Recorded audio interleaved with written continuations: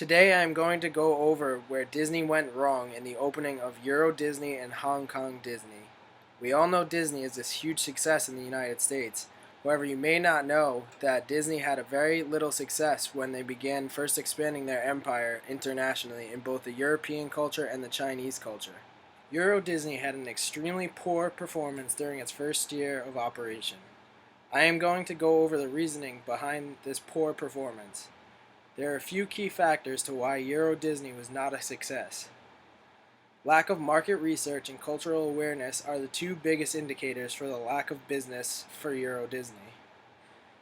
Disney did not research its market at all for Disneyland Paris.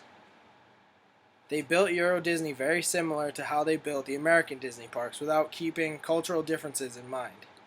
An example of this would be the fact that EuroDisney banned alcohol in a culture that drinks wine with each meal. Another reasoning for the poor performance was that Disney made the ticket prices too expensive. If Disney had done more market research, they would have a better understanding that Europeans would not be willing to pay that much for ticket prices at an amusement park. On the other hand, Hong Kong Disney did the exact opposite. Disney researched too much on the Chinese culture. They made the Hong Kong Disneyland too much like other Chinese amusement parks, which was a letdown for the Chinese culture.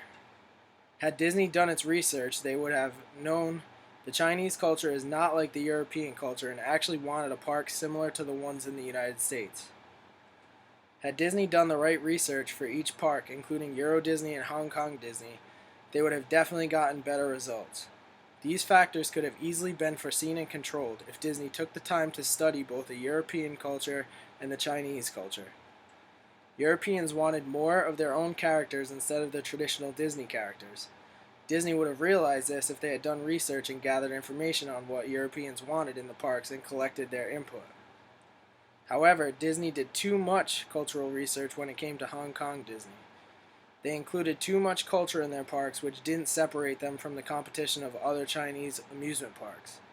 If Disney had done the right research during the building of Hong Kong Disney, they would have known the Chinese culture enjoyed the American parks and wanted their own piece of traditional characters at their home.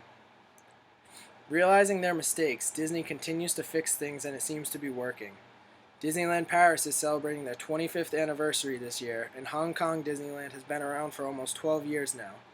Disney realized where they went wrong and fixed its mistakes and is now becoming one of the largest companies worldwide.